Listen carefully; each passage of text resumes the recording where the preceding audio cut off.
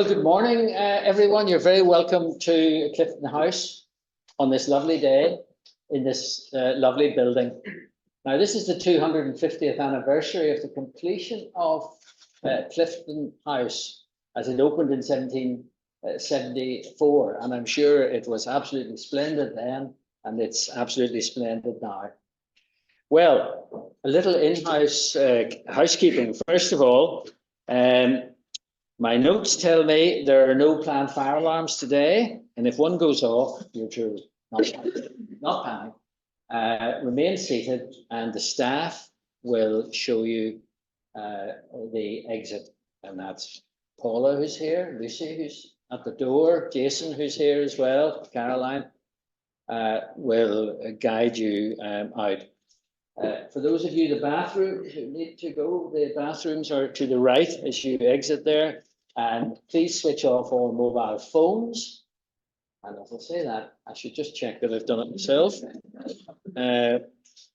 Yes, all devices on silent, please. As for those who are watching on Zoom, you're very welcome as well. Everyone will be muted. So please ensure that at your end you remain muted so that there's no disruption to proceedings here. Please ensure your camera is switched off, and you can use the chat function on your device, and we will pick up your questions at the end from the hall and from the chat function. And for those on Zoom, if you would use your speaker view, please. And then a note to everyone present, today's proceedings are being recorded. So if you make an intervention, that will be on the record. Now, I've already mentioned that this is the 250th anniversary of the building, which first opened in 1774. This is the oldest public building in Belfast. It's in reasonably good condition, I think, at the moment, given its age. It was developed by some of the early merchants of Belfast who came together to form the Belfast Charitable Society. The Charitable Society raised funds to complete this building, which then housed the people who were disadvantaged, dealt with poverty, but it also had a corrective side to its role at that time.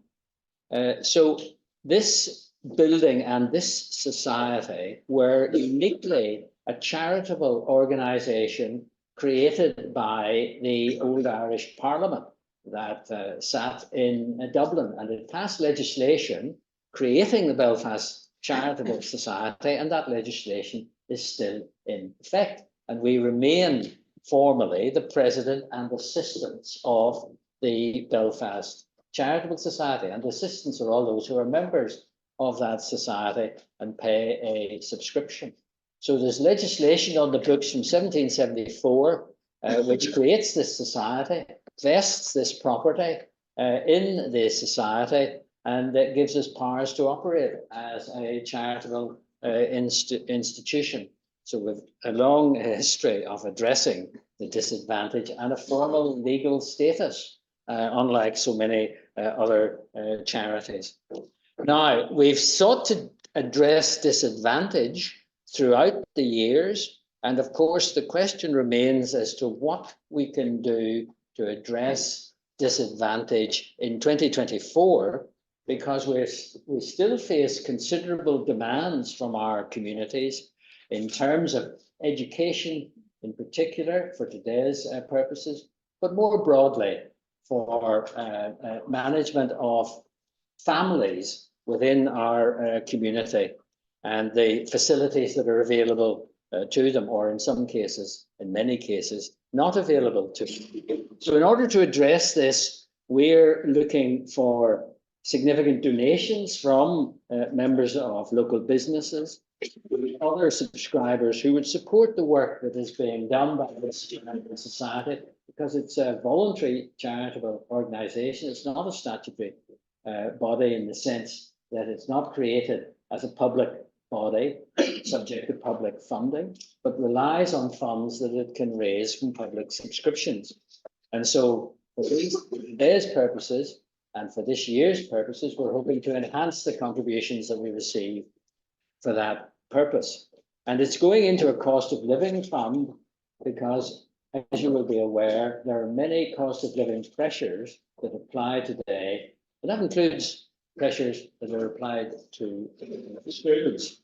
So this year we aim to make such new connections as we can, reach out to new bodies, expand interest in our organisation, and draw attention to the shortcomings that there are, and we hope to advance philanthropy, which is one of our critical aims generally. Now, this particular event today then is concerned with the education aspect of this and the needs of education.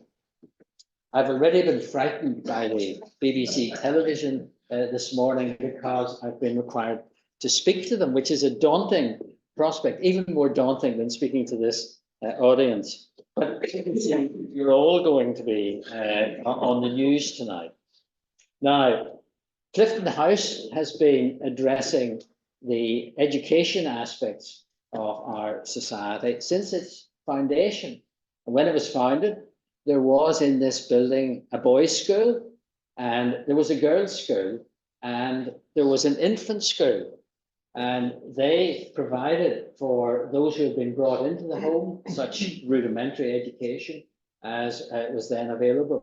Now, this is 1774, so remember this precedes Stanley's National School Scheme of 1831. So 50 years before that, there's provision here for schooling for those children who have been admitted into the home.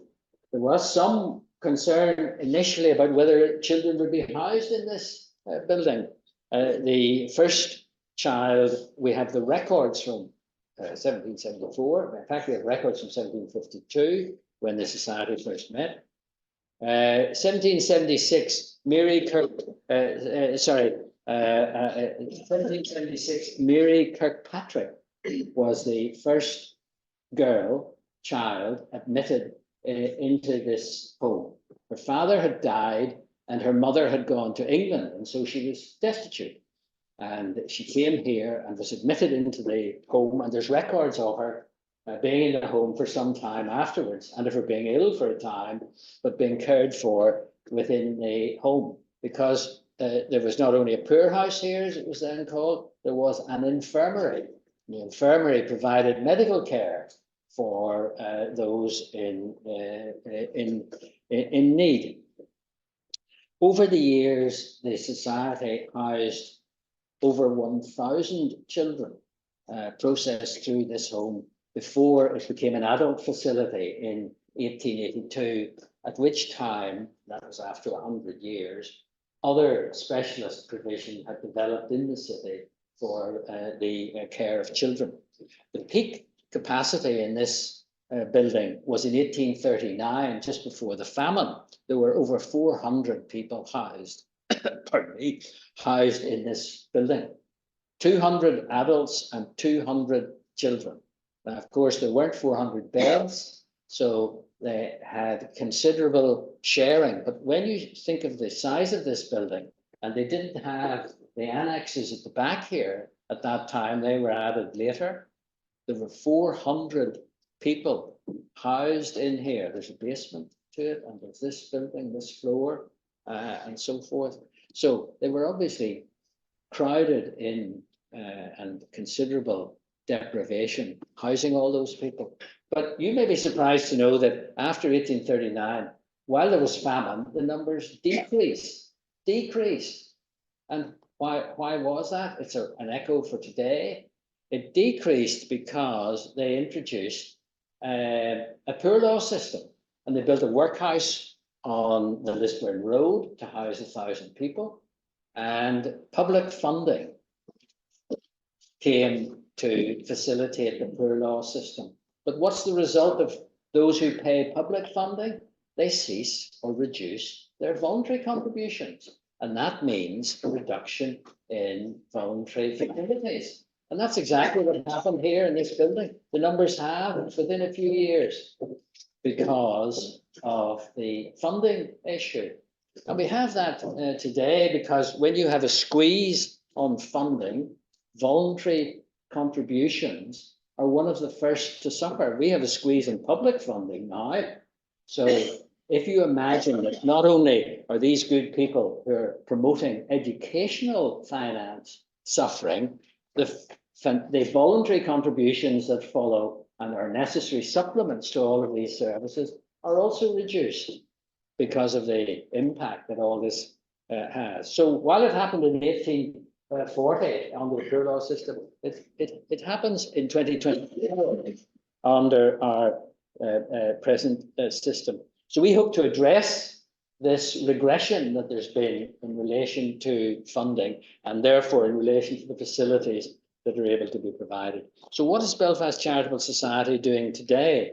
Well, first of all, it's funding school meals.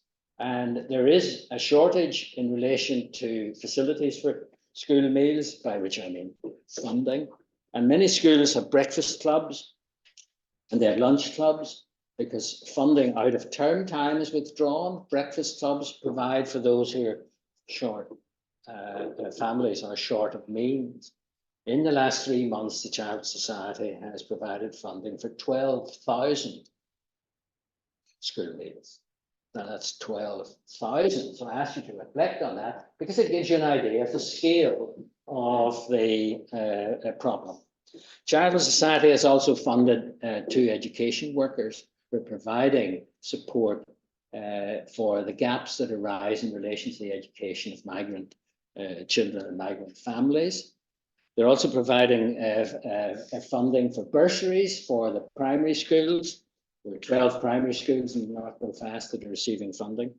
They also provide facilities for secondary education and training initiatives.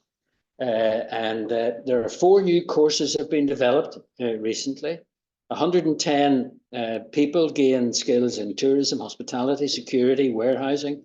14 bursaries for students in health and social services courses in the Belfast Met.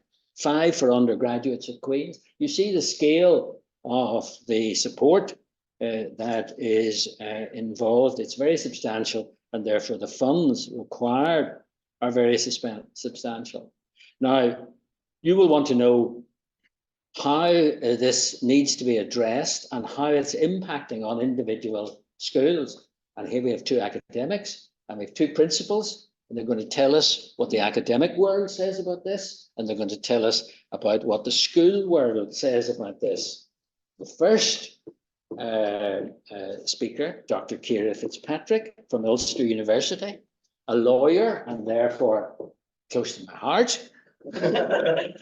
And she is she's in the law school. That's good enough.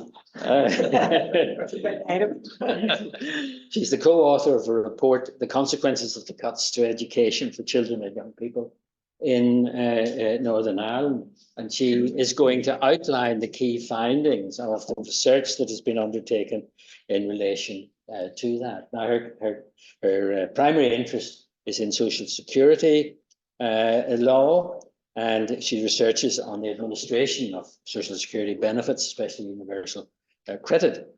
And her research also explores the historic and contemporary treatment in the law of people who are in destitution, which was the measure of admission into the poor law system, that you had to be destitute. Ciara has founded the All Ireland Social Security Network, which brings researchers together to imagine a new future for social security provision within Ireland. And of course, she's a frequent commentator on these issues of poverty and social security, no later than this morning on the radio. So with that introduction, Ciara, could I ask you to make your presentation, please? The consequences of the cuts from Dr. Ciara Fitzpatrick.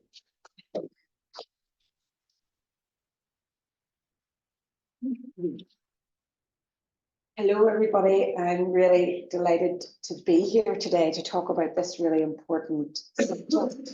And, you know, I think what I want to start off by saying is that my presentation focuses on the extent of the cuts in the 2023-24 budget year. But I think it's very clear that education has been suffering from underinvestment for many, many years.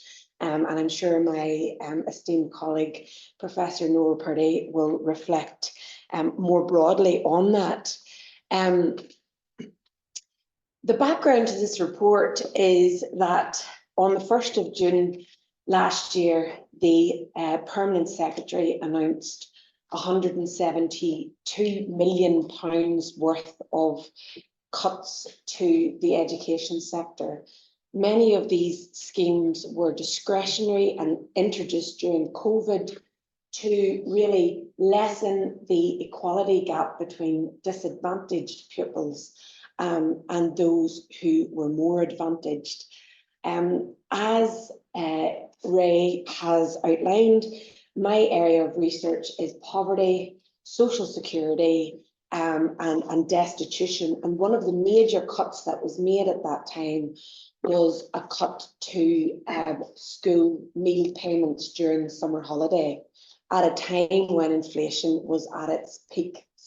And this really spurred me on to bring together a wide group of academics with lots of different expertise and experience. And we drew up this report in a very short time frame. We were just saying this morning, we don't know how we did it. It was in about 3 weeks.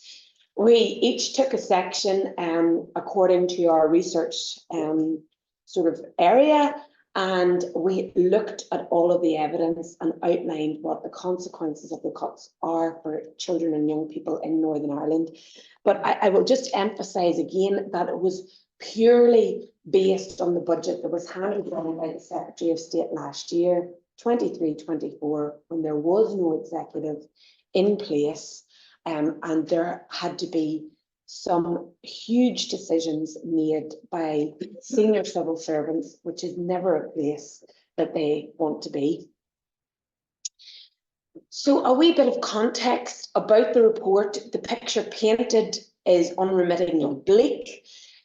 As you've heard a number of times throughout the morning, if you have been listening to the radio, overall spending per pupil for school-aged children in Northern Ireland is falling behind the rest of the UK and the Republic of Ireland.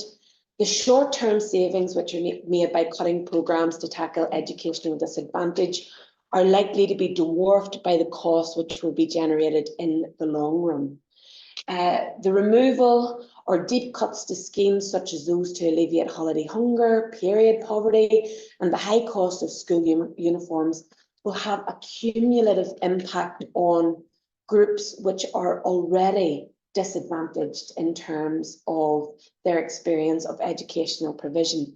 And indeed, these cuts in education have been consolidated by cuts across the Department for Communities, the Department for Infrastructure, the Department for Health, and so on. So marginalised communities are really at the butt end of all of those cuts that were implemented last year.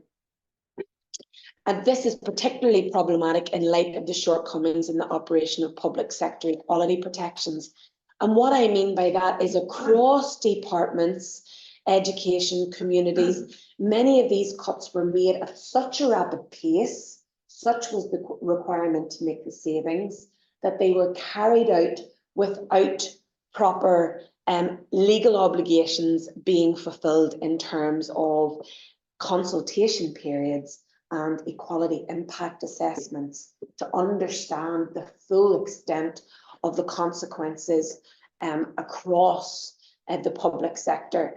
And some of you may know that the Children's Law Centre are going to court on this very issue around the cumulative impact of this failure across marginalised and disadvantaged groups of children in particular. The impact of the cuts upon minority ethnic communities in Northern Ireland has been largely overlooked in general discussion of these policy changes. And SEND provision has long been overstretched in Northern Ireland. And notwithstanding the Department of Education efforts to protect provision in this area from the full force of cuts, the upheaval involved in finding budget savings on the scale demanded by the UK government is distracting from the need for an overhaul of this provision. So SEND, particularly the SEND transformation budget in 2023-24 was cut by half despite increasing need. And no doubt, you know, it seems to be a cycle. We come round to the summer period again when we hear of students not being placed in schools or fighting a frustrating battle to secure an appropriate school place. So what were the cuts? Hugely depleted 2023-24 allocation of 66.4 million. It represented a 2.5 cut to their budget at a time when demand for services has increased, particularly around special educational needs. With inflation taken into consideration, which amounted to around 95 million of additional costs, the Department of Education faced a huge funding gap of £382 million. And all this was happening in the context where there was no executive. And it was Dr. Mark Brown, the Permanent Secretary, who faced these very, very difficult decisions around the provision that would have to be cut. The programmes and initiatives that have been cut are those that are targeted at children who are most in need and which are designed to increase access to education. And Sarah Long, the then Chief Executive of the Education Authority, said at the Northern Ireland Affairs Committee, and I thought that this summed it up really well, there is no doubt that the funds are targeted at those most vulnerable children. The cumulative effect and impact of that will be very pronounced. Also, the funds are targeted at mental health, well-being, underachievement, and our most vulnerable children. Sorry, I've left a reference there. The fact that they are earmarked but not part of schools' budgets or the Education Authority's core budget is also something that makes them less sustainable than they ought to be. So in simpler terms, they fall outside education's core statutory duties. They are additional programmes that are designed to target disadvantage. Just a reminder of the schemes that were cut. 96,300 children approximately lost £27 a fortnight in terms of free school meal periods during holiday times. Again, this provision is still being provided in Scotland and England. Wales has also cut this provision. An end to the Happy Healthy Minds scheme, an end to Engage, an end to the Digital Devices scheme, an end to the Baby Book scheme, a pause on capital development, 28 new school projects were paused. There was a 40% cut to free period products budget, 50% cut to the shared education budget, a reduction in nurture funding from 70 million to 62 million, an end to school coaching programme run by the IFA and the GAA, an end to funding available to young enterprise, a pause on the cashless scheme for schools, a depletion of funding available to the extended schools programme, a significant shortfall in resource for pupils with SEN, and a pause on recruitment of school crossing patrols. So, and as I say, those cuts were made in a very, very tight time frame. So moving on to a summary of what we covered in the report, Professor Colin Murray of Newcastle University really focused on the fact that many of these cuts were made by senior civil servants who are not accountable to the electorate, and with very scant detail provided by the Northern Ireland office at the time. It was open to multiple interpretations. as demonstrated by the Permanent Secretary's decision to actually reverse cuts to early years schemes and youth programmes. Then we had my colleagues, Professor Noel Purdy and Dr. Karen Orr, who's here today, who really looked at how the cuts undermined the aims and objectives underpinning a fair start, designed to tackle educational underachievement. Dr. Karen Orr argued that the disadvantage attainment gap would widen as a result of the cuts, bearing in mind that the gap between more affluent children and disadvantaged children is already 19.1 percentage points for a 5-year-old child. One of the points I was trying to get across this morning is that this has far-reaching consequences because the attainment gap persists into employment. It damages Northern Ireland's prospects of achieving economic prosperity as young people are leaving school without the skills required to support labour needs. And I really did emphasise the immediate consequences of the removal of the holiday hunger scheme for children and young people in poverty at a time when food inflation is a record high. And we heard how Clifton House is providing support around free school meal provision. And I'm sure that Ashley will talk a bit about their school's food bank. And we are seeing that charitable provision is having to step in where our public funding is falling down, and they're really filling that gap.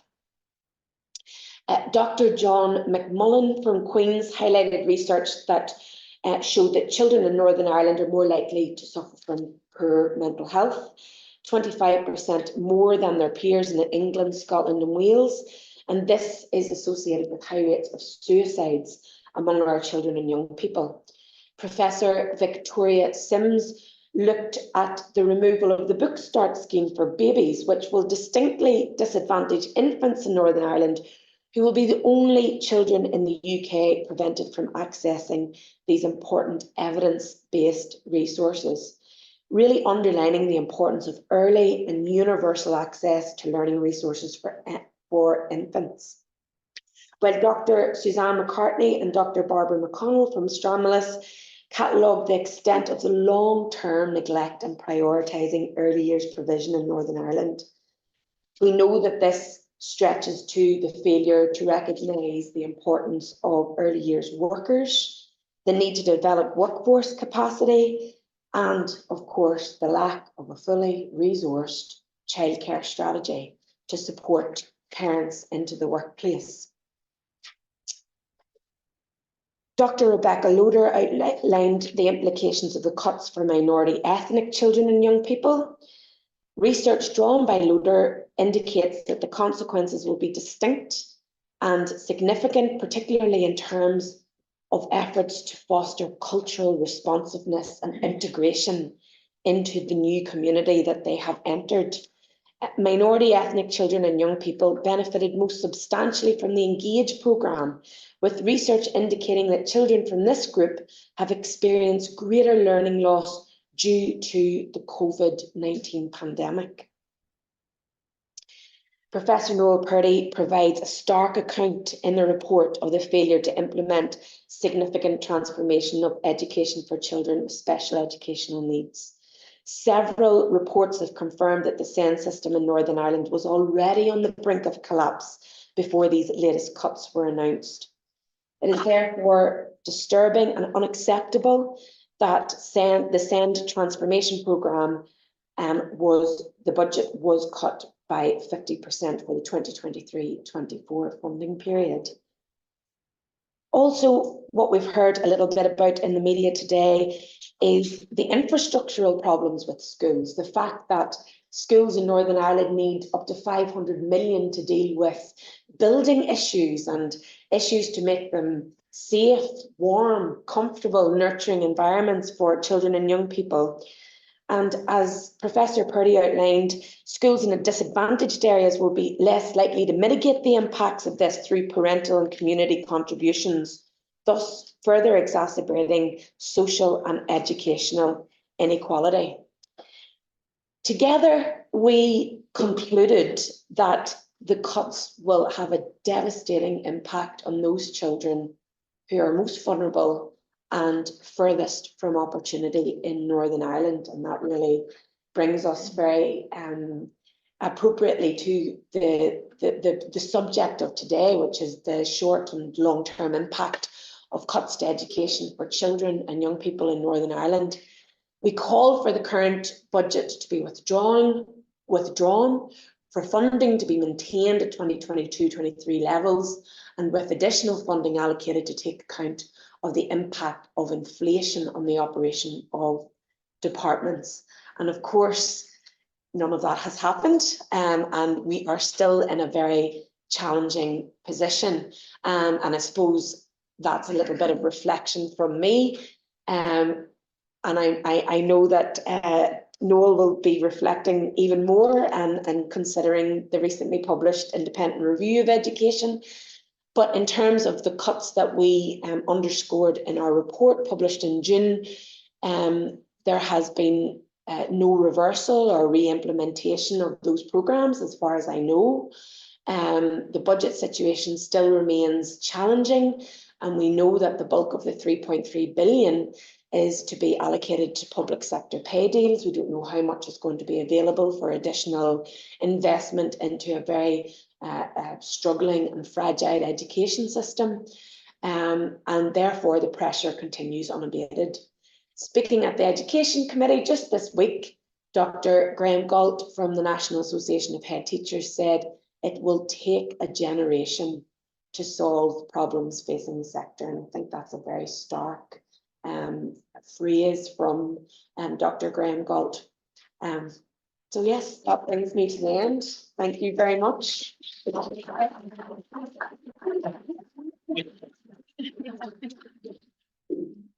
Thank you, Ciara, and congratulations on the work that you put together so quickly to demonstrate the problem. So I hope one of the things we take away from today is that it need not take a generation to solve problems. Now, I want to move from the report to the impact on the schools themselves, and introduce Ashley Galway, who's the principal of Curry Primary School on the Limestone Road. And she's going to talk about the impact that the cuts have had on the school itself. Now, she's worked at Curry Primary for 31 years, I believe. First as a primary 2 teacher, parent support coordinator for a time, special needs coordinator, vice principal, and then became principal of the school in September 2011. Well, she's also a mother and therefore fully appreciates the challenges that there are being a teacher, parent, carer, not only of your own family, but of so many other people's family. And of course, this motivates a family support approach, which she brings to the Curry Primary and Nursery unit. So, Ashley, could I ask you to speak on the impact of the cuts on primary school education? Thank you. Good morning. I am not a politician. I'm not an economist nor an academic, so I won't be sharing statistics or numbers this morning. And I'm really thankful that I don't need anyone to vote for me in my line of work. I am here to represent the nursery and primary children in the Belfast and those professionals in education who are currently losing sleep worrying about so many of them. We've heard from Ciara regarding the consequences and impact of the cuts to the education funding and underfunding over a sustained period of time in Northern Ireland. We are also aware that there's been extensive research, studies and reports published, including Fair Start, outlining what the outcome for children and young people has and will be if we continue as we are. What we seem to be missing is the importance that we cannot continue to keep doing and saying the same things and somehow think we are going to get different results in the future. Our families living in difficult circumstances don't actually need to keep hearing how tough things are for them. They already know. They instead need those of us with the power to make the right decisions to do just that and get a plan in place urgently. From a primary principal perspective, and as you said, having worked for 31 years at Kerry Primary, I'll not joke about what age I was when I started, I want to explain the impact on the day-to-day lives of those involved in primary education, and in particular, the impact on the children in our care and their families. Please remember that primary school is the only door that parents have to come through every day. We are often the first port of call and the one safe place for many families. We were worried before the pandemic, but now post-pandemic, we find ourselves in uncharted and extremely challenging times. Principals in a primary school wear many hats. We are financial controllers. By the way, no one told us this before we started. We are financial controllers, HR managers, payroll clerks, CPD leaders. We manage a curriculum, PR and marketing. We oversee maintenance, health and safety, first aid, and most importantly, safeguard our children and meet their learning and pastoral needs. Now, we also run food banks, uniform swaps, baby banks. We manage medical conditions in classrooms. We support staff who are regularly physically hurt and verbally abused by emotionally dysregulated children. We are now in the business of having to source additional funding streams, not for the frills like we used to, but for the basics. We signpost parents and carers to support services, both statutory and community-based. We provide trusted family support and advice. We find doctors, dentists, fridges, beds, and we make sure every child in our care has a Christmas present thanks to additional funding and donations, a winter coat, communion dresses. We do that through swaps and donations. We make sure they have shoes, baby clothes, and most importantly, we make sure our children are fed and not going into class or going home hungry. And may I respectfully remind you that this is 2024. Belfast Charitable Society was set up in 1752 to address similar problems, and at Christmas, many of our North Belfast schools benefited from funding from the society to provide hot meals and breakfast to all children in school for many weeks, which we are incredibly grateful for, as are their families. Not to mention the wee excited faces coming to the dinner hall expectantly for their lunch. And we're not talking about Oliver Twist here. Again, I remind you, this is 2024. So arriving at a school building for the first time, our youngest children coming on their first day of school are now met with buildings that have had all maintenance work stalled for years. Paint is flaking on school railings, ours included. Toilets are closed, playgrounds with old and broken equipment are out of use. Broken windows are boarded up rather than being replaced. There's been no painting or refurbishment work completed, and generally they're sad-looking places for our next generation to learn. For many of our children, school is an oasis, and we need to ensure that the school environment is meeting their very basic needs. It should be warm, as Ciara said, nurturing, inviting, and a safe place for all. We have essentially created a very costly problem with such a small, short-term investment to save money. It is not new to say that school budgets are not and have not been fit for purpose.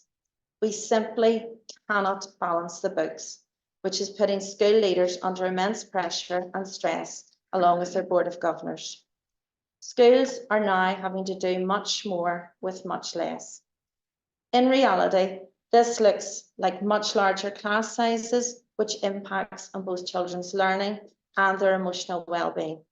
How do children get the attention they need in a class of 34? The short answer is they don't. We simply cannot resource our classrooms effectively to deliver the curriculum, which we are proud of, with what we currently have. Over the past 30 years, we've seen the profile of our classrooms in all sectors change. However, the past 15 years has seen a significant change with the increasing number of children presenting with additional needs and the arrival of newcomer children. It is well documented that the demand does not match the current provision and services, and this impacts on all of our children and it is quite heartbreaking. Our most vulnerable children are missing out on the support and provision needed, which is impacting on their families and school staff who feel ill-equipped to support them within a mainstream environment, while still delivering a curriculum to all. Increased class sizes with reduced support for literacy and numeracy, behaviour, speech and language, and emotional well-being is a recipe for disaster. Counselling support, as Ciara said, has been impacted significantly with the removal of the Happy Healthy Minds.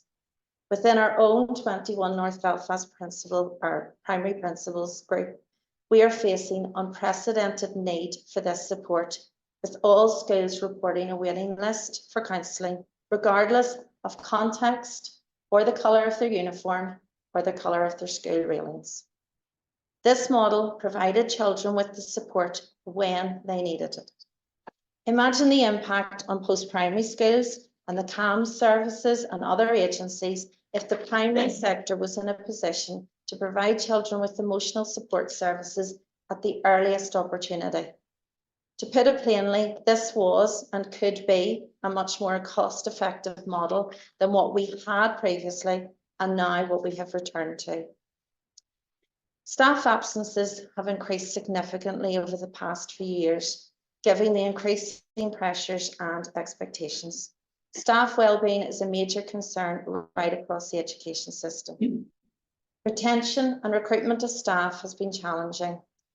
In particular, our classroom assistants, who are opting to work in other areas of employment due to better salary and more attractive contract conditions. Our classroom assistants are the most important resource we have to support teachers to meet the needs of our children. And we ask, how are we currently investing in this invaluable workforce? How are we attracting people into this role and supporting them? Teachers generally go into the profession with the aspiration to make a difference, and we continue to get up and show up for our children on a daily basis. We are plugging the gaps where needed, but this is not sustainable. We need help. Teachers have always bought items for their classrooms. My husband can testify for that. We do it to supplement topics, displays, and activities, but we cannot now be put in the position where we are providing the basics such as hand soap and other items. Professional development opportunities as well has been decimated by the funding cuts and the transformation within the Education Authority, with schools most likely sourcing training and professional development opportunities for their teams by themselves, in addition to delivering their own. How do we ensure quality assurance for our wider education system within Northern Ireland with this model? The impact on principals as school leaders is perhaps flying under the radar, and this needs to be acknowledged and addressed. We cannot continue as we are and need to support principals effectively to avoid losing, in many cases, such skilled and experienced professionals from the system to early retirement or illness. We are all trying very hard to make sure that while all of this is going on, we minimise the impact on our children, but it is becoming extremely difficult. Growing up in North Belfast during very difficult days, I have to say, I thought I would be part of the generation that would leave a legacy to be proud of. I hope I am not naive enough to believe that we all share a moral obligation to do the right thing for all. The private sector has social responsibility written into their core business plans. I would question how we currently are measuring up to this in the public sector. We have an opportunity to turn things around with the return of MLAs to Stormont. We do have the chance to now hear and make the right decisions to achieve what we thought we could and should for the generation that will follow. Children in primary school cannot wait 10 years for us to get our act together. They don't need another strategic plan drawn up and talked about for years and years. They only have a short time for us to do the right thing. Early intervention shouldn't be this overused phrase or soundbite, while it clearly remains such a rare practice or indeed a commodity in Northern Ireland. Our biggest frustrations within the primary education sector are that we face too many barriers to access support and provision, and things just take too long. We simply don't have the time to wait for our children to get what they need. We instead should look at what the experts are saying and all work together to give our children the fair start they deserve. The last thing we want to look back with is regret and indeed shame as to what we accepted as okay for our children. So I would say thank you so much to the Belfast Charitable Society for the opportunity to share the views of the collective, and I am here from the collective North Belfast Primary Principals Group, which covers all sectors of primary education, and I have to say they continue to work together on a daily basis in the best interest of all our children and the families we care about.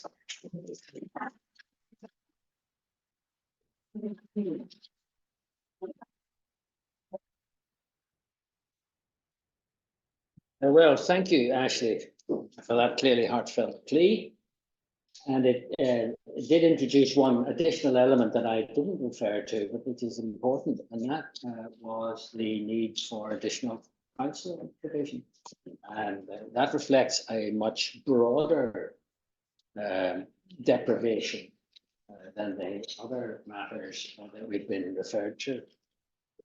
Now, if we move from the primary sector to the secondary sector, I'd like to introduce our third speaker, who's Martin Moreland, and he's principal of Mercy College at Ballysillan. And he's going to talk about the impact of the cuts on secondary level education. Now, Martin began in engineering, but he took a very courageous decision when he then decided that teaching was to be for him.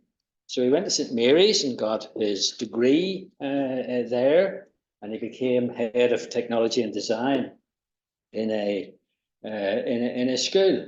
And then he completed a master's degree, and he developed a particular knowledge and skills in relation to problems of our society in relation to trauma in the lives of children and challenges within a divided society. And he completed a professional qualification for headships in 2010, assumed the role of principal of Our Lady of Mercy Girls' School with an enrollment of 400 pupils at that time. And his leadership addressed the many challenges faced by the school. And it became the co-educational college with a population that now exceeds 800 pupils. He's the past chair of the North Belfast Area Learning Community and is committed to collaboration among all the schools in North Belfast. And he works closely with his counterparts in the Boys Model to enable students to have a wide range of experiences. So I'm going to ask Martin now to speak to us on the impact of the cuts on post-primary school education. Thank you, Martin. Thank you very much.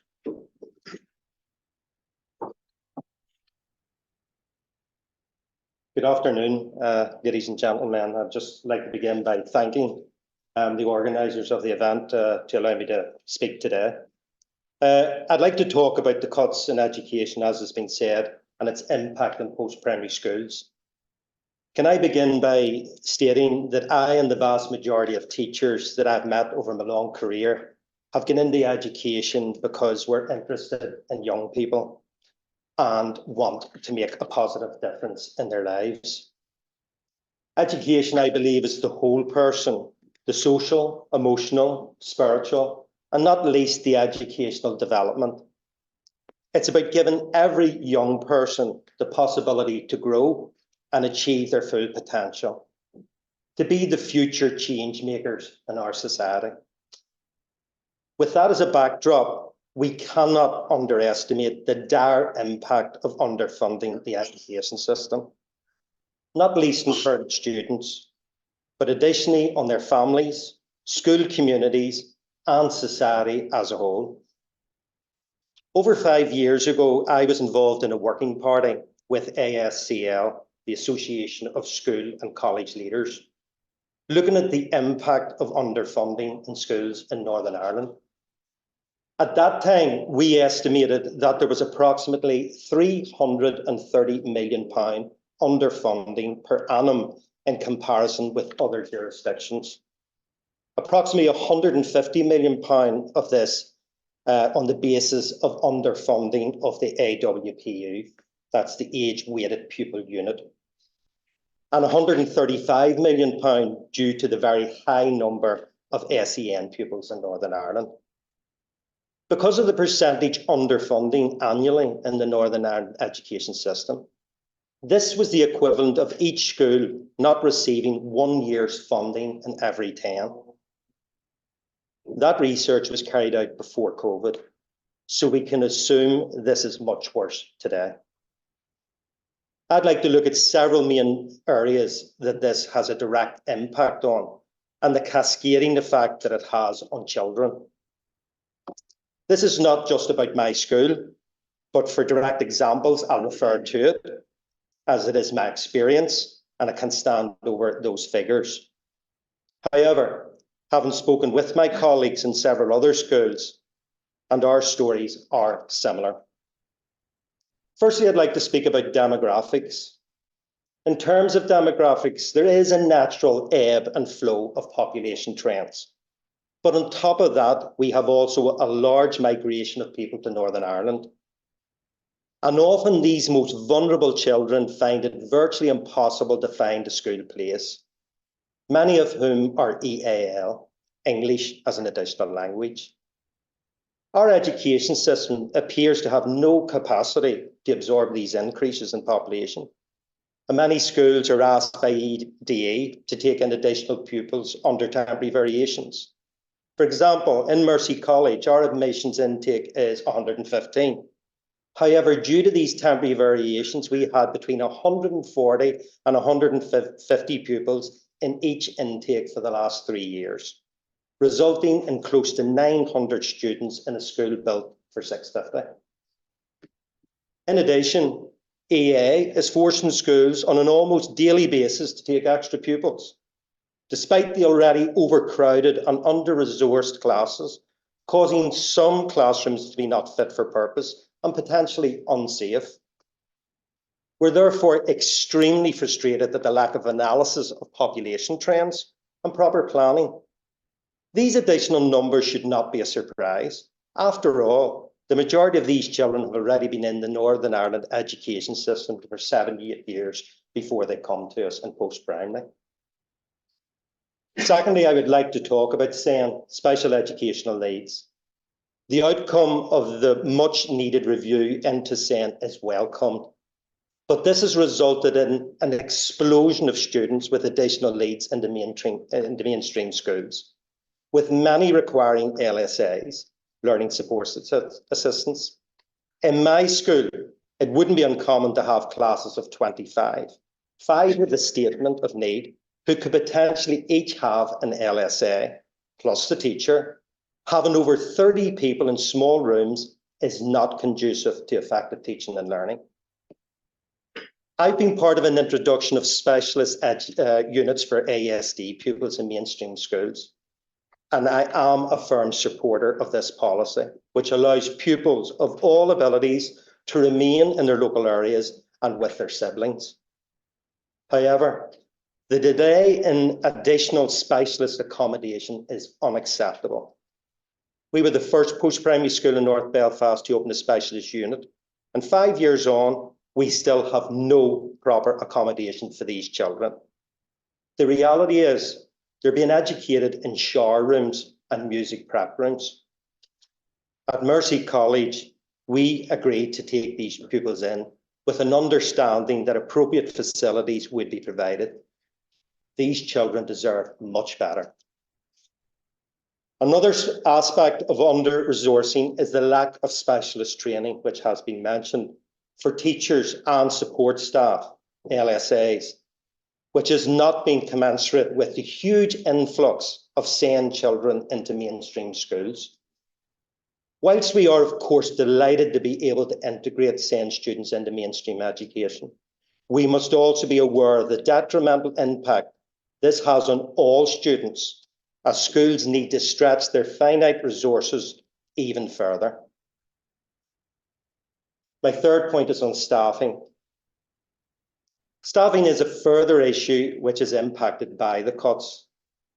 The ongoing union actions across all aspects of school life has a collective knock-on effect on students' school experience. I fully respect the right of any employee to seek a fair wage and adequate working conditions.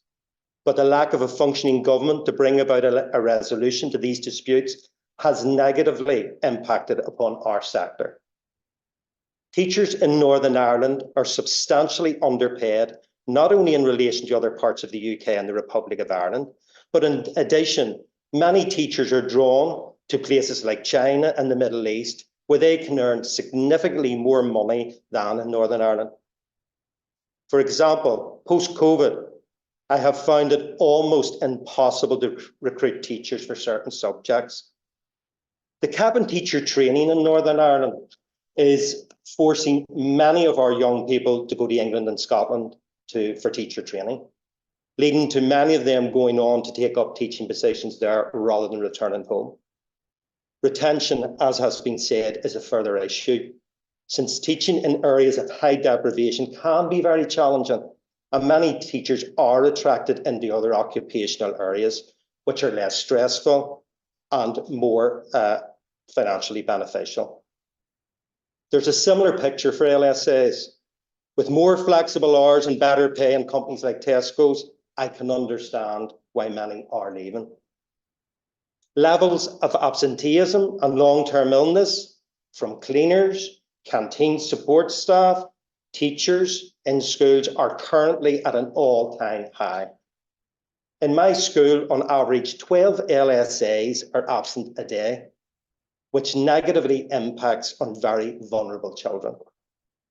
One of the main reasons I believe for this is that they feel undervalued for the complex roles they're required to take on, particularly given the lack of specialist training for these roles, as mentioned above. The fourth point I would like to address is infrastructure, as has been mentioned also.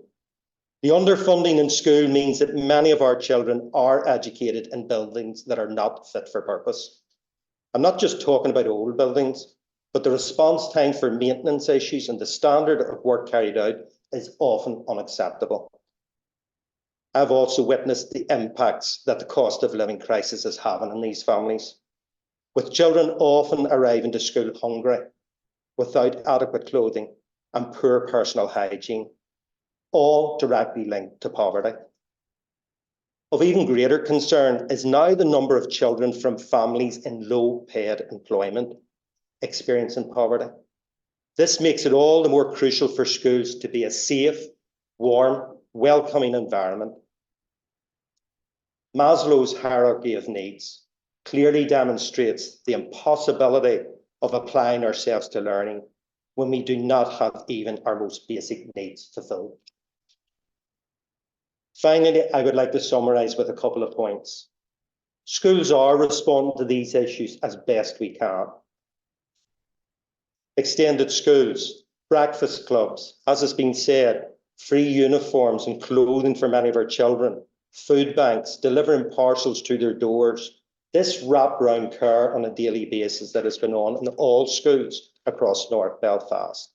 In response to mental health issues, eating disorders, self-harm, addiction to drugs, etc., schools have on-site counsellors, youth workers, nurses, social workers.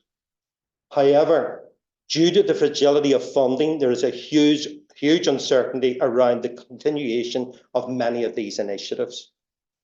Only for charitable organisations such as here today, much of the assistance we give would have been greatly reduced or completely stopped in some cases. And while schools certainly try to provide the best experience for pupils, the reality is that these problems cannot be solved at a local level.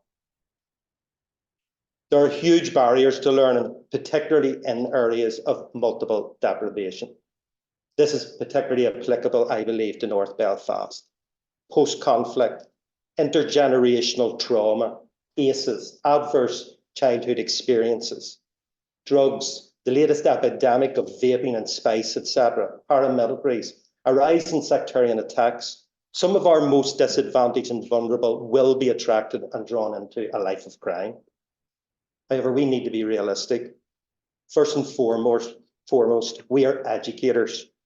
So when we're being the parent, the counsellor, the psychiatrist, the nurse, the social worker, the police, that is time not being spent on teaching. I firmly believe the best pastoral care is a piece of paper with examination results, providing a passport out of poverty for our children. Thank you for listening.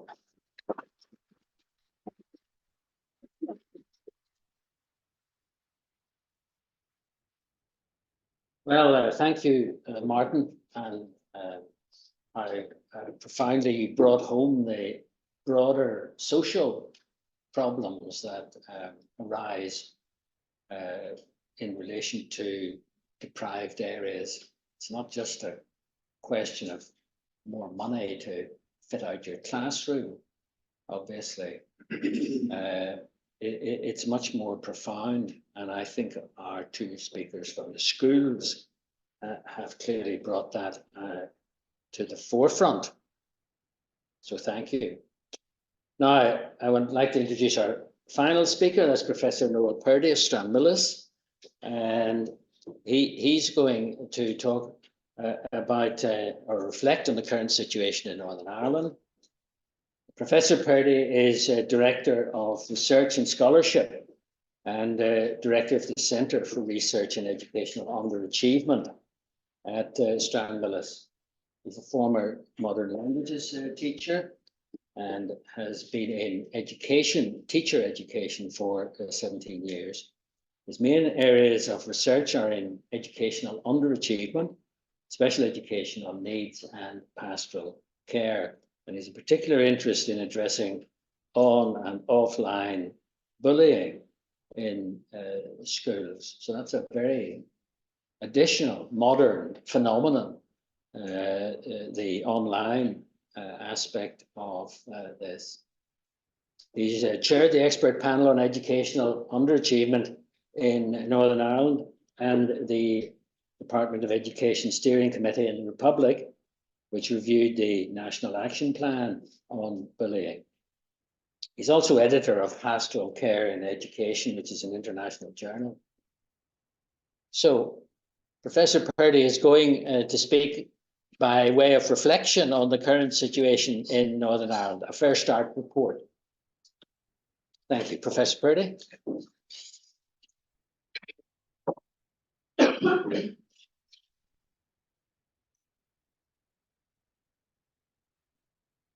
Thanks very much, Sir Ronnie. Good afternoon, everybody. It is a pleasure and an honor to be here this afternoon in these magnificent surroundings and to follow on after three magnificent speakers as well. I feel a lot of pressure to perform. I've entitled this presentation a fair start or a false start, and hopefully that will make sense as we go through over the next few minutes. So I am going to talk about the fair start, and I'm unapologetic about continuing to beat the drum or fly the flag, should I say, for a fair start in Northern Ireland. But then I am going to reflect on the current situation as well towards the end. So just to bring you back to the last time the Assembly and Executive collapsed, not this time, but the last time, and restoration through New Decade, New Approach, the Executive made a number of commitments, quite a number of commitments, including establishing an expert group to look at this issue of persistent educational underachievement.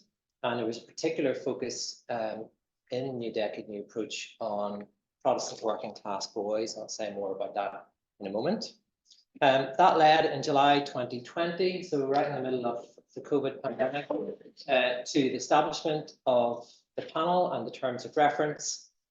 And again, we had that reference to Protestant working class boys.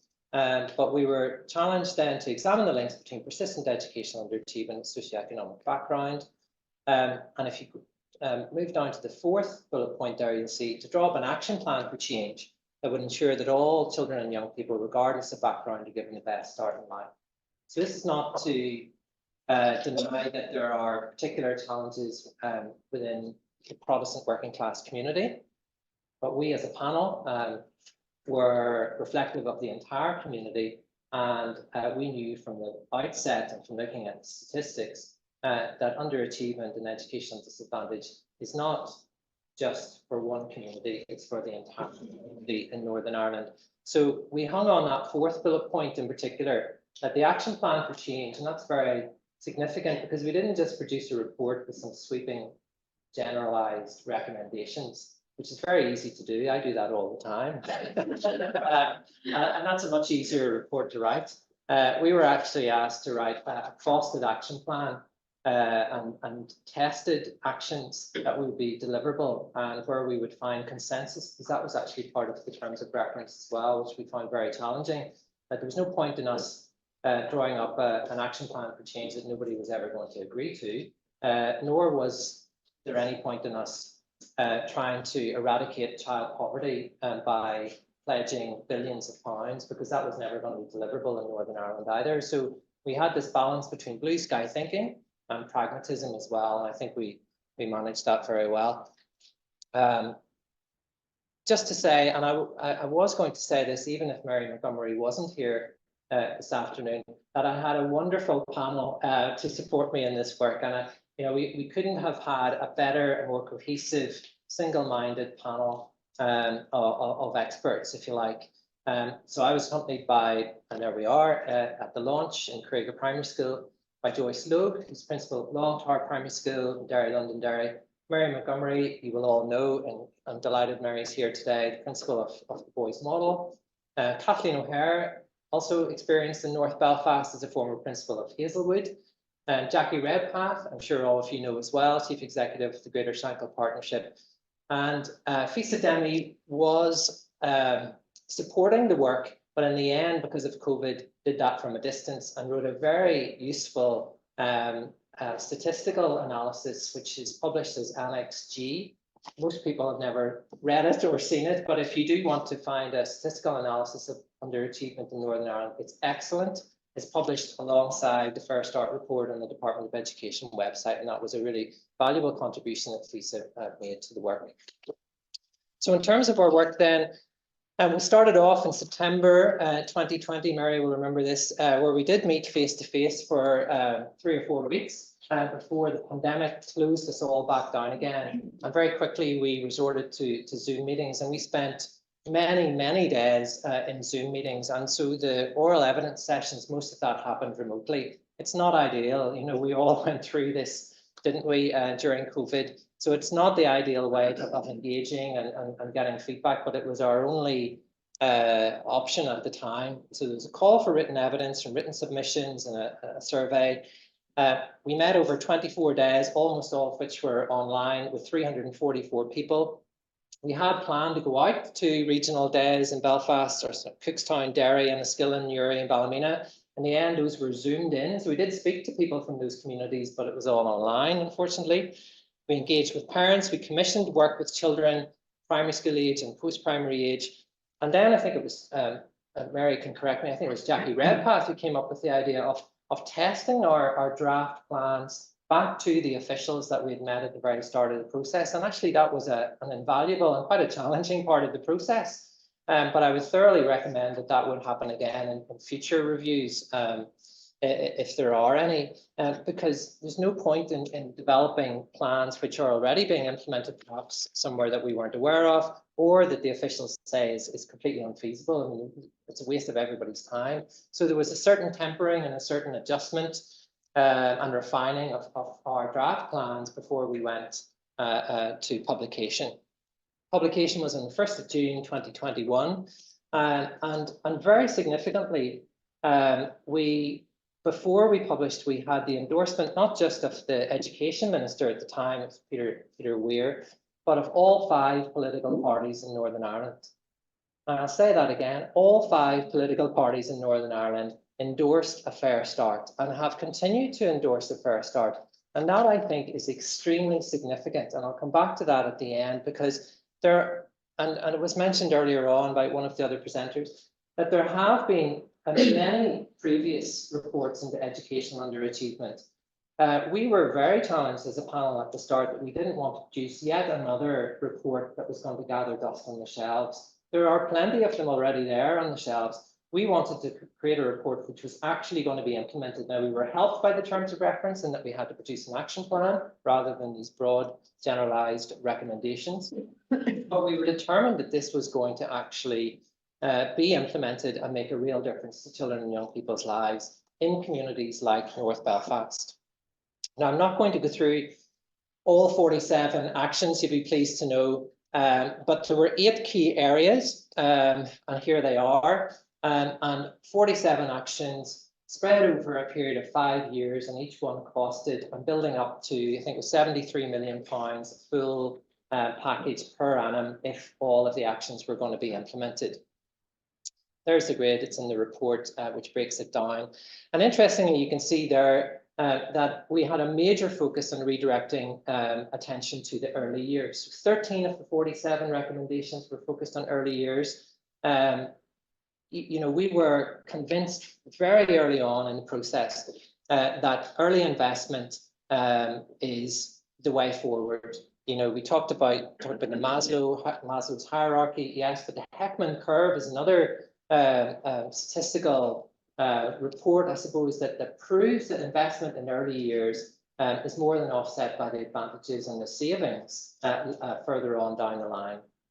So major investment in early years, and I'm not going to go through all of these, but you know, 1 or 2 are significant, I suppose, in that we wanted to standardize the length of the preschool day. Basic, you know, equity issues here. But why is it that some children have half a day and other children have a full day?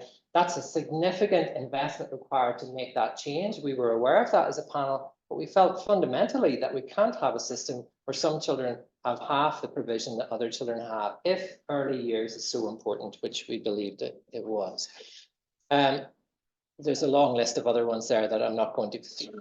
The second key area, championing emotional health and well-being, the importance of nurture, emotional health and well-being, coming out of COVID, even more important probably today. Nurture, we hear that the funding has been cut, but there's clear evidence that nurture works, whether funded nurture groups or a nurturing approach throughout schools. And we were strongly supporting that. Thirdly, then, ensuring the relevance and appropriateness of curriculum and assessment. Well, the principals who were on the group, I suppose, were much closer to that than I was. But even in the engagement that we had with stakeholders through the process, there was awareness that the curriculum works for some of our children and young people, but not for all of our children and young people. And we needed to do more to ensure that there was relevance in terms of the content and the delivery models and the assessment models for what we do in the Northern Ireland curriculum. Not to throw the baby out with the bathwater, because there's lots of really good content within the Northern Ireland curriculum, but to look at it afresh and to make sure that we are ensuring an appropriate curriculum for all of our children, particularly those in disadvantaged areas, particularly those in post-primary where there appears to be a drop-off of engagement.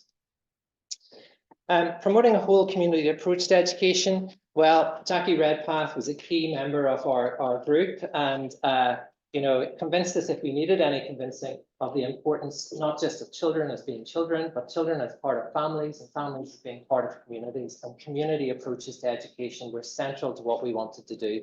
So a lot of the issues that are featuring in those actions there can be summarised, I suppose, in number 3, which is the development of this new Reducing Educational Disadvantage RED programme. And a lot of work has been done in the design and development of that, if not the full implementation of it just yet, by colleagues at the Department of Education, and I'm delighted Dale Heaney is here this afternoon as well. Maximising boys' potential was very clear in our terms of reference that we needed to do that. But it's not to suggest that we were in any way ignoring girls, because actually, you know, when you look at the statistics, you know, there is a difference between boys and girls attainment, undoubtedly. There is a small difference between Catholic and Protestant young people, but there are much, much bigger differences, like 3 times the difference in attainment at GCSE between children on free school meals and children not on free school meals, and children who go to grammar schools and children who don't go to grammar schools is even bigger. So those are where the massive change or differences are in attainment, not actually between boys and girls, and certainly not between Protestant and Catholic young people. And that, so yes, there are particular issues facing boys, but a lot of the things that are there actually equally apply to girls. So this educating, engaging boys toolkit and so on, a lot of that is transferable as well. Clearly, there are challenges though in engaging some boys in disadvantaged areas, and there's tremendous expertise out in the system that we heard from. We met many inspirational principals, not just the principals who are on my panel, but many other inspirational principals who are doing tremendous work in this area. And so a lot of the proposals here are learning from existing good practice and making sure that that's shared across the system. Driving forward teacher professional learning. I'm not a big fan of this TPL term, CPD, or whatever you want to call it, but ensuring that there is greater investment in teacher professional learning so that the good practice, which we know is out there, is shared more effectively.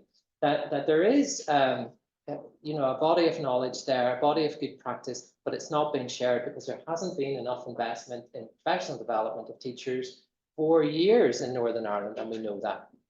There's a particular issue there, of course, in relation to Irish medium, and we two of the actions then addressed some of the long-standing challenges facing the Irish medium sector. There was a report launched just a couple of weeks ago in Long Gallery at Stormont that I spoke at, and there are particular issues around resourcing, around staffing, around teaching within an immersion context. I'm a linguist by background. I appreciate those challenges. Supply of teachers, particularly in post-primary with subject knowledge, as well as linguistic competence. So huge challenges facing that sector, and they were addressed as well. Leadership is key. As I said, we met many fantastic principals, and I take my hat off to Ashley and Martin and other principals who, despite all the challenges that we've heard about this afternoon, still clock in day after day and give of themselves tirelessly. And it is inspirational to see that and to hear that. And we were truly blown away by many of the principals that we met. However, that's not the same across the board. And clearly there are challenges out in the system in terms of recruiting principals.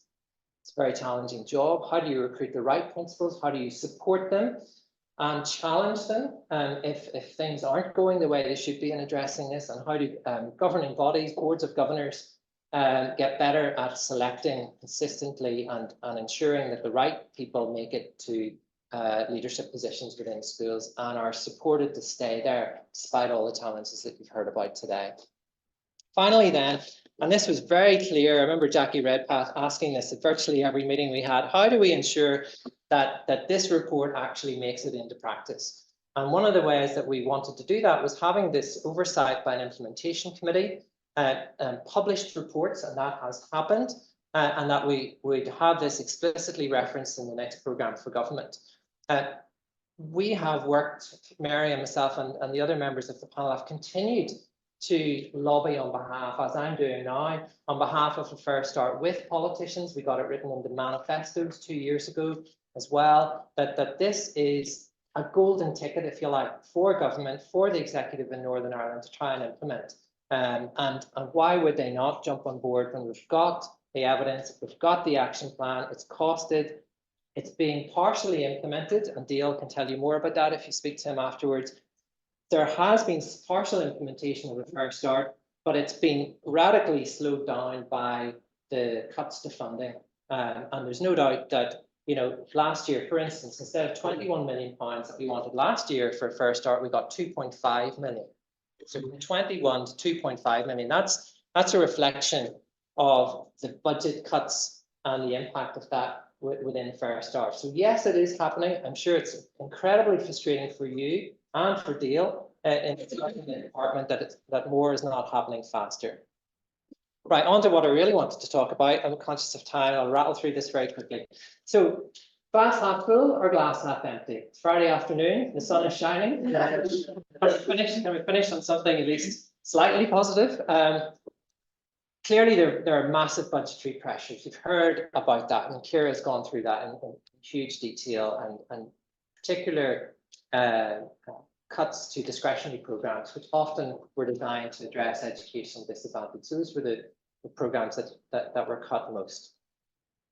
enduring impact of COVID. Well, I've written down there emotional health and well-being, but actually there are many more impacts of COVID that you as school leaders are working with day in, day out, including absenteeism, including the delay, postponement or absence of SEN assessment, which has resulted in a higher number of children coming into preschool and the foundation stage with a range of different additional needs, particularly speech and language, is what I'm hearing from practitioners on the ground as well.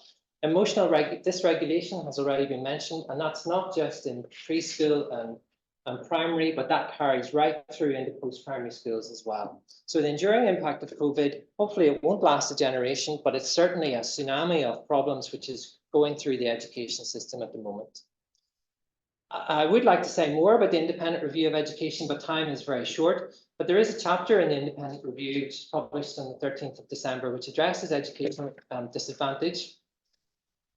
Unfortunately, there's a line in it which I do disagree with, where it said that there was no long tail of underachievement in Northern Ireland. I just disagree with that fundamentally. Now, take it within the context. It's within the context of an interesting section where they're looking at schools, and they've represented diagrammatically as well. So schools who have a similar level of disadvantage, and they're making the point that some of those schools actually overperform, or at least over average. They perform really well. They outperform many of the other schools with similar levels of disadvantage, which are falling well below the median curve, as it were. Perhaps that's what they mean, but it was an unfortunate turn of phrase in the final report, and so I think that's been very unhelpful for addressing educational underachievement, for trying to lobby, for trying to implement a fair start, and so on. There is a long tail of underachievement. There was a report published last year with a comparison between Northern Ireland and the Republic of Ireland. It's carried out by the ESRI in Dublin, and it's highlighted that the number of young people leaving school without any qualifications in Northern Ireland is far in excess of what it is in the Republic of Ireland. There is a long tail of underachievement. We still have issues we need to address. Yes, there is good practice. Yes, there are schools which do remarkable work in very challenging circumstances. And actually, one good thing that's in this is that there's a recommendation in this that we need to explore why, or what it is about those schools that ensures that they do buck the trend and that they do outperform other schools in disadvantaged areas. That would be worthy of a piece of research. Kira and I will take that one on and look at that and find out what is the answer. I think we probably anecdotally know what some of the answers are, but to get the evidence for that, I think would be really important.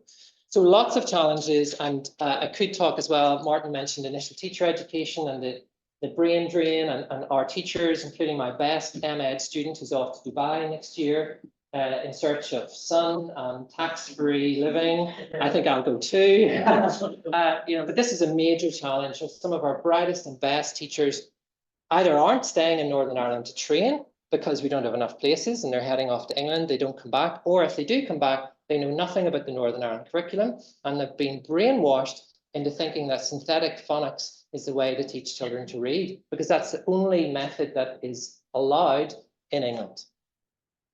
Anyway, I've glass half full now. Glass half full before I finish. Sorry, Sir Ronnie. Finally, then we're in a more positive place. Surely we're in a more positive place today than we were a few weeks ago. We've got an executive, we've got an assembly. We've spent 2 years complaining that we needed one. We've now got one.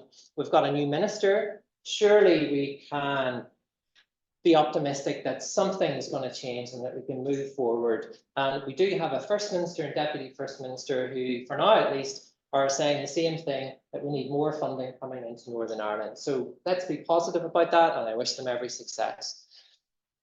Cross-party political support, particularly in relation to a fair start, is what I meant there, but in addressing educational underachievement, it's always been apolitical in a sense, and there aren't many things in education in Northern Ireland that are, but that is. Now they differ on academic selection. I haven't got long enough to tackle that thorny issue this afternoon, and disappointingly, the independent review have dodged it as well. But they do talk about the high concentration of disadvantage in certain schools, which of course are non-selective schools in disadvantaged areas. Well, there's a very easy way to try and address that, and clearly the independent review are not willing to address it in that particular way, or at least in any kind of radical way. So it's skirted around, I think, rather than addressed meaningfully in this document. The executive, I think, needs a win. There's a lot of talk about childcare, and childcare is a very important aspect, but there's so much else in education, as we've heard this afternoon, this morning, that also needs cross-party support to address. And while I fully support the moves to implement a childcare strategy and funding for that, I wouldn't want that to detract from all the other educational issues which remain outstanding and we've been talking about for much longer. Finally, then, another glimmer of hope was the announcement just this week by the Republic of Ireland, where there does appear to be money aplenty through the shared island funding, that there would be a significant investment of millions of euros into addressing a number of educational issues, including educational disadvantage and underachievement. And we look forward to finding out more about that and more about exactly where that money is going to go.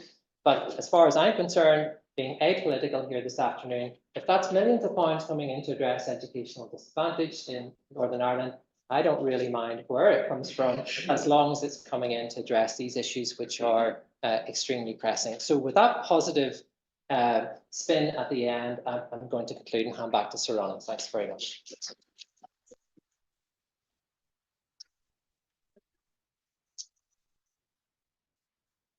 Well, thank you, Professor Purdy. And of course, his report is a blueprint for a way forward, and we hope that it will be taken up. And my thanks to all our speakers today for their contribution, and what a panorama we have had of educational needs, wants, desires, requirements. Now, we're running behind time, so the chairman is responsible for not goading everyone into haste, but I think it was unwarranted, and the quality of our presentations merited a little extra time, if not even more. However, I do detect lunch on the horizon, but there are one or two things I want to deal with before we finish. First of all, I'm going to ask if there are any questions from the floor that anyone would like to put to any of our speakers. Norma would like to ask something. Yes. I'm there, trustee with the Society and also chairman Foundation. So two things, one comment, one question. I've listened to new political programs on TV recently. We've listened to people saying about the future is great in Northern Ireland, all the investment coming in. We need to get a group of business leaders in a room, locking in and say, if we don't support the education, we haven't got anybody, we haven't got workforce. I don't know who's doing the work on that, but I think it's very rare if we don't educate our children, we won't get the extra needs. Yes. And secondly, okay, the very on the Clifton Foundation is a small bit charitable society. We're not rolling money. We do support some bursaries in Belfast. But what could we do? The problems that I've heard today are just so wide-ranging. But is there anything the foundation could do just to assist a bit more? Just had to wish, where should we focus our efforts? I should say that Norma is the principal of the Mary Ann McCracken Foundation, which is part of our organisation. So that's a plea for where she should go. Also, Mary Ann McCracken was passionate about education. Yes, indeed. I think this potentially requires a cup of coffee. So I think North Belfast Principal Group would love to meet with you. And there are two behind you there, so that's why I'm saying. So I think we could definitely take that conversation further, because there are so many things and so many places that we have to go and knock doors down. So we'd be happy. Well, positive outcomes are required today, and that's number one. A meeting between Mary Ann and the principals. Anyone else like to speak on that? Anything to add? No? Well, I look at the chat line and it says excellent, well done. And I should then address thanks to the organisers who are being complimented on the screen here for putting this together. That's Norma and Lucia and Caroline and Jason. Thank you to you. Any other questions from the floor? Yes, this lady. Polish here, Belfast Model Street for Girls. And you know, you talked about your first start report published in June 21, and then we had the independent review of education published in December 23, both long documents, both good reads. There's contradictions, I think, between the two in terms of the volunteer and achievement. I'm just asking from an academic and indeed a political viewpoint, which report takes precedent?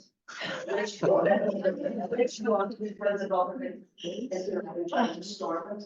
Because I mean, I was involved in other project boards and people were tending to say we need to wait on the independent review of education in Northern Ireland before we progress that or progress the other. Was that one of the issues with First Start, or is there any way that you could compare and contrast both reports to go forward? I don't know if that's a work for academics. Certainly it wouldn't be a work for me, but I'm interested in seeing, because when we read it at the start, I knew there were some things in the independent review that not all principals agreed with. Yeah. We didn't really get a chance to challenge. Well, I can't promise an impartial answer to that question, but obviously they're at very different stages. First Start has been endorsed by all the political parties and is being implemented already. You know, but I think 2/3 of the actions are being implemented to some extent, but clearly more funding is required to fully implement all of that.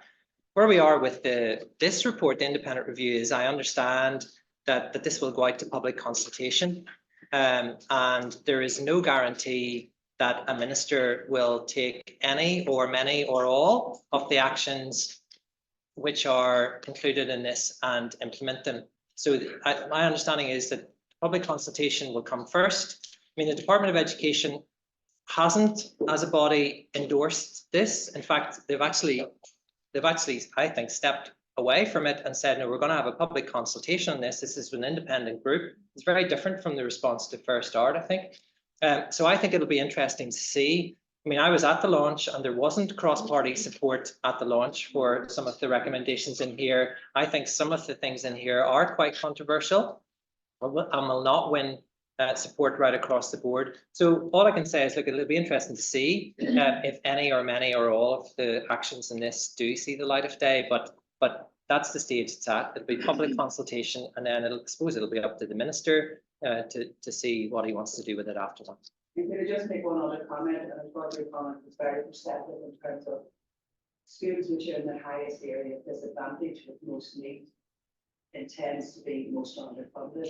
And I know Mary's here today as well. Both model schools are very lucky in that we benefit from full service extended school funding given to us by the department.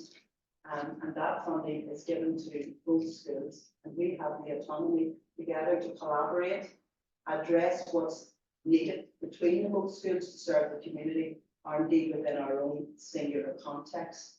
And therefore we can spend the money on additional counselling, additional behavioural support, additional teaching for literacy and numeracy. And it's a model, I'm sure you agree, Mary, that really, really works. And you know, I would applaud DP on that approach. And in terms of the lady from the Marianne McCracken, and again, we are one of the post-primary schools that benefits from the bursaries that you offer our students. And you offer it in a manner that the schools have autonomy over the funding and can then put that money to where they know it's needed most. And I think that's really important about earmark funding. Somebody talked about period dignity funding, it's been cut. We still have about £6,000 that we only can really spend on sanitary products. We wanted to buy underwear and stockings and tights and all of those things for the students, and it wasn't within the remit of the funding. So I think sometimes when funding is being made available, the parameters around it are allowed to be spent.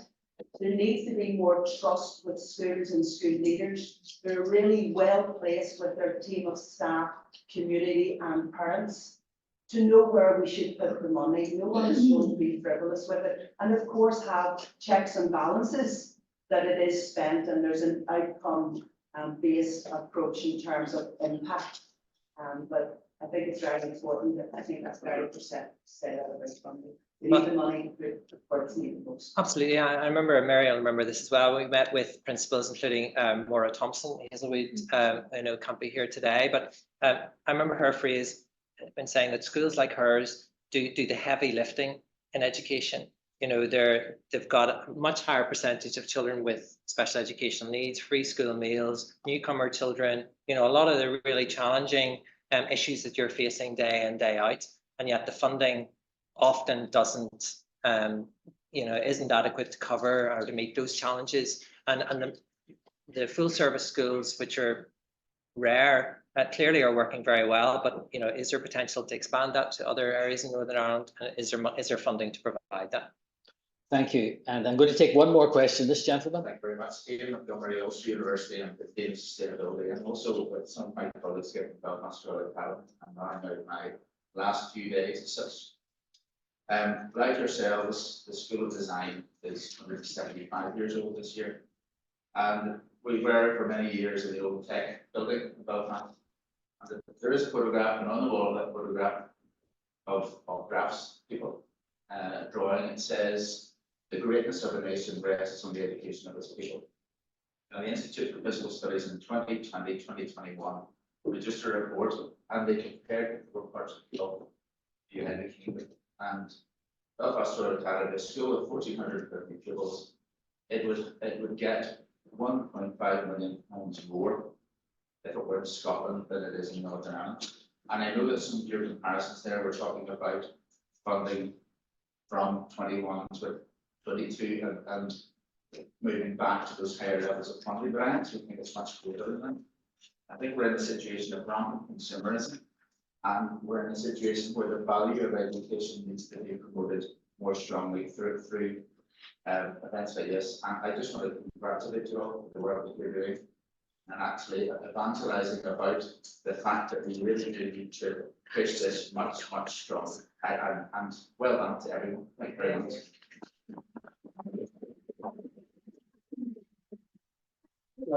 Thank you.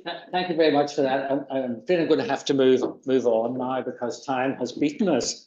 The next item on my agenda reads call to action, and that is we're to decide what we can do.